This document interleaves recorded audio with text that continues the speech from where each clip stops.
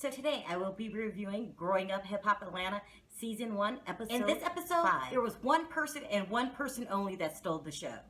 Well, that was Reginae Gotti. So let's talk about the whole season that Reginae really acts like John Gotti.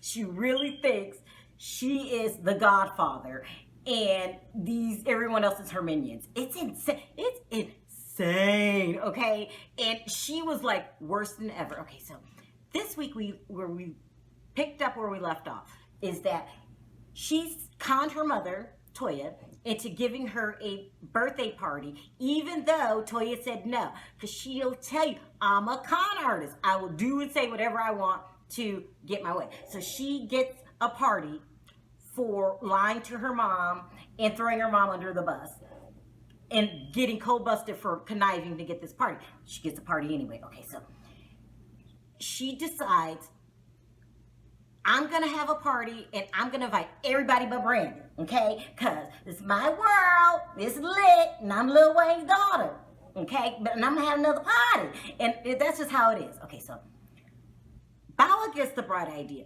Before you have the party, why don't I try to get you and Brandon together and hopefully you guys can make up and get over this ridiculous, useless, dumbass argument that they got going from, it might have been the first episode, where both of them were being disrespectful to each other. I mean, it sounds good in theory, Bow, but child, you should have known that this is all your fault. If anything goes down, this is all your fault, Bow. So, please.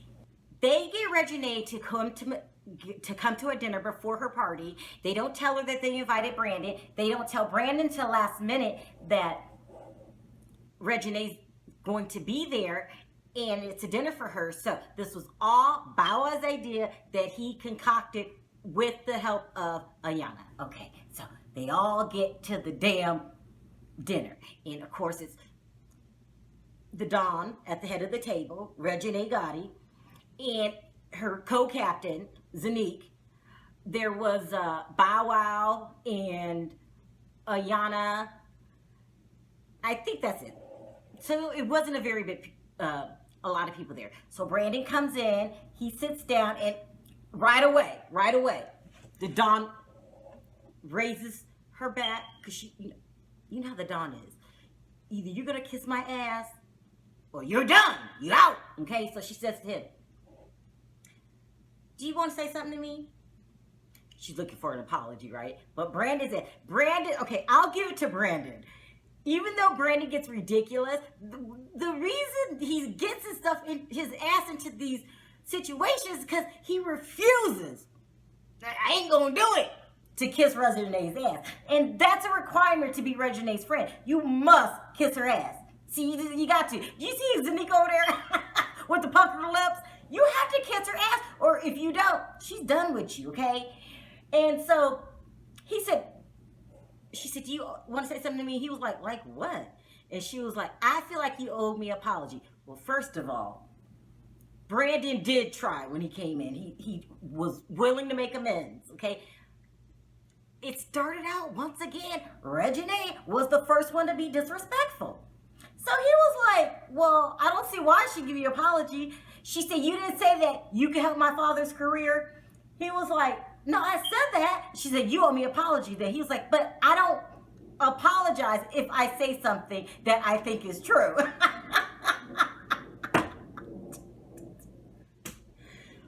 I feel like this TV show is written just for my ass, because it's ridiculous. It's ridiculous. Of course, this sets her up. Apology, or that's your ass. Well, he didn't apologize. So she gets up from the table. Oh, I am done with you. I am done. And you are not coming to my party. And don't show up. So she storms out the room.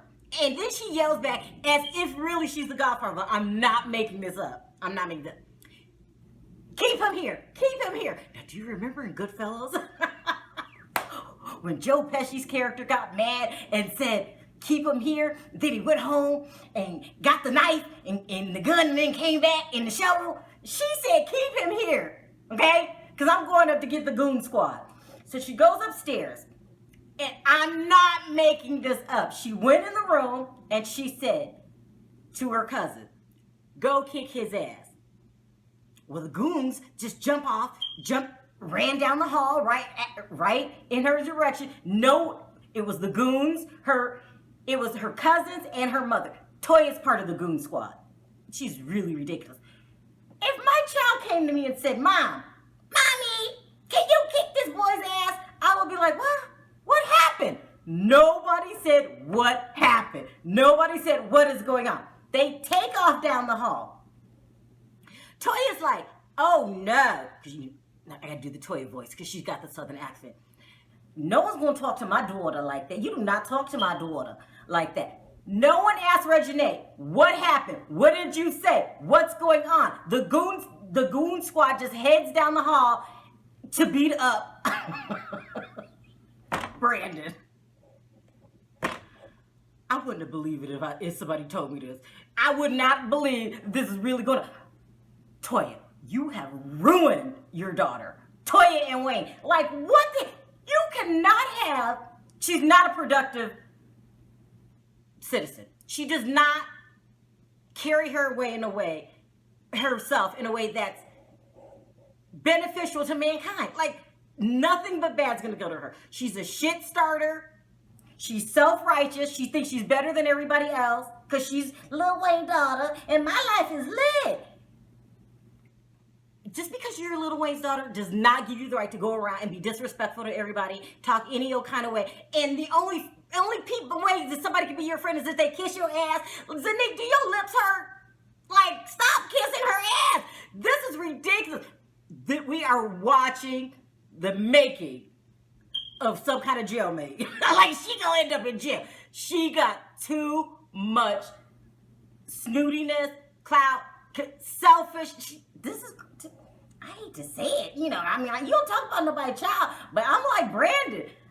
Stop me when I'm lying. Reginae really is going to come up against some hard times in her life because you cannot go around acting like this. So that's where we left off. The Goon Squad. And Toya, I'm really disappointed in Toya. Before this season, I thought Toya had some common sense. I mean, she acted all sweet on Marriage Boot Camp when Memphis was like cussing her ass out. Do you remember that? He would cuss her ass out. She had nothing to say. But then you let your daughter running around acting like John Gotti. This is very confusing, child. Just confusing. But you know, I gotta give Bow Wow some effort. He tried. But Bow Wow, you have your own mess to worry about. I mean, so let's talk about that. He has his own list of problems. But I wouldn't say being an asshole was one of them. Or being self-entitled is not one of them. But he just don't want to work. Like, come on. Okay, so he shows up 2 hours late with an appointment with JD. You can't do that to Jermaine Dupri. He's talking about he got writer's block. He's doing everything but writing. He says, well, maybe I'll bring my family down and, you know, maybe it'll strike something in me to make me write. No. What's going to spark anything in you to write is to sit down and write, okay? But you at the club, you know, you doing everything but working, and it really does come off unappreciative. And Brat had to let him know, like, you are crossing the line here. You are unappreciative. And it really does come off that way. But, you know, maybe you should retire. He brought it up, like, I think I should retire. I mean, I wish you could have heard me on the TV. Like, maybe you should. Like, that's a good idea. Why don't you go ahead and retire and stop wasting people's time? Like, Bow Wow, please. You need to go back to California. Marry your baby mama. Because you know you guys love each other. Become an actor and really grow into the role of Bow Wow the man. But you keep flipping back and forth. I want to be Bow Wow the kid this week. I want to be Bow Wow the man this week. Back and forth, back and forth. That's why you get nothing done. You too busy playing hopscotch on which Bow Wow I'm going to be this week. So between Reginae Gotti and Brandon Lucius Lyon and hopscotch Bow Wow and cool ass Ayana, I like Ayana. And what's in quiet Shania, Jermaine's daughter. Between all of this that's going on, it's like watching a car crash. It's like watching a train wreck. And, you know, I feel guilty watching it. You know, because you ain't supposed to be watching a train wreck. You're supposed to help. but I cannot take my eyes off of it. I'm like this.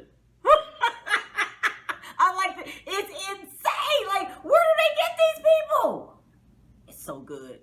I'll be back next week to watch another episode of The Circus Act. Thanks for watching. See you then. Bye.